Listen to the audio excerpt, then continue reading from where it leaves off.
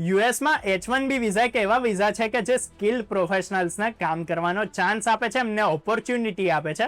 પણ હવે Donald Trump એડમિનિસ્ટ્રેશને આ વિઝાની ફીસ વધારીને $1,00,000 એટલે કે લગભગ 89 લાખ રૂપિયા કરી દીધી છે. તો ચલો તમને એક રિયાલિસ્ટિક એક્ઝામ્પલ આપીએ કે ભાઈ એના પછી શું થઈ રહ્યું છે.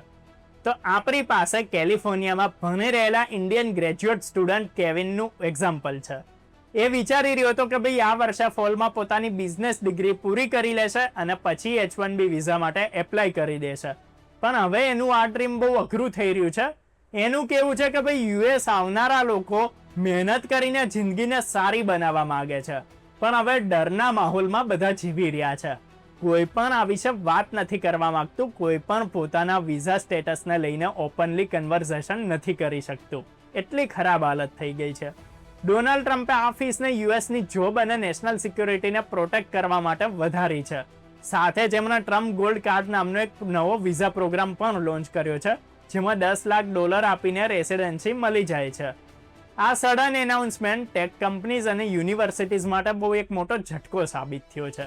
કેલિફોર્નિયા જેવા ટેક હેવી સ્ટેટમાં કેટલીય કંપનીઝ, ગૂગલ, એપલ, મેટા જેવી કંપનીઝ H1B વિઝા પર ડિપેન્ડન્ટ છે. તો મોટી કંપનીઝ થાઉઝન્ડ ઓફ સ્કિલ્ડ વર્કર્સને કામ કરવાનો ચાન્સ આપે છે. સ્ટેનફોર્ડ અને યુનિવર્સિટી ઓફ કેલિફોર્નિયા જેવા મોટા એજ્યુકેશનલ ઇન્સ્ટિટ્યુશન્સ પણ H1B હોલ્ડર્સ પર નિર્ભર કરે છે. તો સૌથી મોટો ડર ત્યારે લાગ્યો કે જ્યારે કન્ફ્યુઝન થઈ કે નવી visa fees already existing H1B holders પર લાગુ થશે કે પછી નહીં થાય. વ્હાઇટ હાઉસે પછીથી ક્લેરિફાઈ કરી દીધું કે ભાઈ એ ખાલી નવા એપ્લિકન્ટ્સ પર જ લાગુ થશે, પણ એની પછી H1B હોલ્ડર્સમાં પણ ડર અને અનસર્ટેનિટી તો બનેલી જ છે. અમેરિકા દર વર્ષે 85,000 H1B વિઝા પ્રોવાઈડ કરે છે, જેમાંથી 20,000 એડવાન્સ ડિગ્રી હોલ્ડર્સ માટે જ રિઝર્વ હોય છે. પણ ડિમાન્ડ હંમેશા સપ્લાયથી વધારે જ રહેતી હોય છે, બહુ જ એક્સ્ટ્રીમ હોય છે. 2025 ફિસ્કલ યરમાં H1B લોટરી માટે 4,70,000થી પણ વધારે લોકોએ એપ્લાય કર્યું. ઇમિગ્રેશન લોયર કેરનનું એના પર કહેવું છે કે આ સ્ટેપ અનલોફુલ છે, કેમ કે ફીઝને પ્રોસેસિંગ કોસ્ટથી જોડીને નક્કી કરવું જોઈએ અને પબ્લિક કમેન્ટ પ્રોસેસ પણ આમાં રાખવી જ પડે. એમનું કહેવું છે કે એની અસલી અસર એ થશે કે ખાલી મોટા એમ્પ્લોયર્સ અને બહુ જ પૈસા ખર્ચ કરનારા પ્રોફેશનલ્સ જ H1 અફોર્ડ કરી શકશે. નાના સ્ટાર્ટઅપ્સ, યુનિવર્સિટીઝ, હોસ્પિટલ્સ અને નોન પ્રોફિટ્સ માટે એ હવે અઘરું થઈ જવાનું છે, ડિફિકલ્ટ થઈ જશે.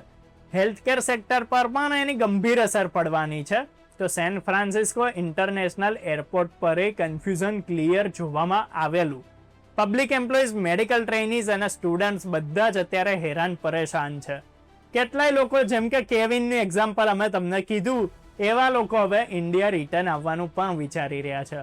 સોશિયલ મીડિયા પર પણ ઘણો વધારે ડર અને કન્ફ્યુઝનનો માહોલ છે, કેમ કે ભાઈ ડોનાલ્ડ ટ્રમ્પ એડમિનિસ્ટ્રેશને સોશિયલ મીડિયા વેટિંગ શરૂ કરી દીધું છે. હેરી વીકે જે રેન્ચો કોડા સિટીમાં કામ કરે છે, એમણે કહ્યું કે ભાઈ પેલા H1B વિઝા માટે લગભગ $6,000 ખર્ચ કરેલા, હવે $1,00,000ની ફી એમના માટે બહુ જ વધારે અને અનરિયલ છે. એમનું કહેવું છે કે ભાઈ ટેક વર્કર્સની જેમ એમની સેલેરી પણ ઓછી છે અને સડન ઇન્ક્રીઝ એમને ઘણું વધારે નવાઈ પમાડી રહ્યું છે.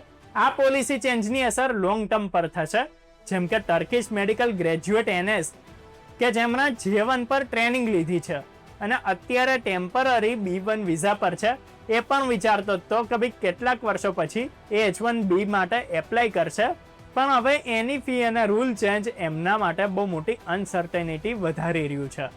તમને કહી દઈએ કે ભાઈ આ કોઈ 2 કે 4 મેટર નથી, પણ લગભગ આવા અમેરિકાની અંદરના 12 લાખો કેસીસ છે. તો બધું થઈને આ ચેન્જ સ્કિલ્ડ ઇમિગ્રન્ટ્સ માટે ચિંતાની વાત છે. કેટલાય લોકો કરિયર ઓપોર્ચ્યુનિટીઝ અને ફ્યુચર પ્લાન્સને લઈને અસમંજસમાં છે. H1B પ્રોગ્રામ પર નિર્ભર ટેક કંપનીઝ, યુનિવર્સિટીઝ અને હોસ્પિટલ્સ પણ હવે પોતાના રિક્રુટમેન્ટ પ્લાનને લઈને બહુ જ ગભરાયેલી જોવા મળી રહી છે. એટલે જો તમે પણ સ્કિલ્ડ પ્રોફેશનલ છો અને અમેરિકામાં કરિયર બનાવવા માટેનો પ્લાન કરી રહ્યા છો, તો આ ન્યૂઝને વધારે સિરિયસલી લો અને તમારા ઓપ્શન્સ પર હંમેશા વિચારીને રાખો. હાલમાં આ વિડીયોમાં આટલું જ. આવા જ ઇન્ફોર્મેટિવ વિડીયોઝ જોતા રહેવા માટે ફોલો કરો, સબસ્ક્રાઇબ કરો અર્બન ગુજરાતી.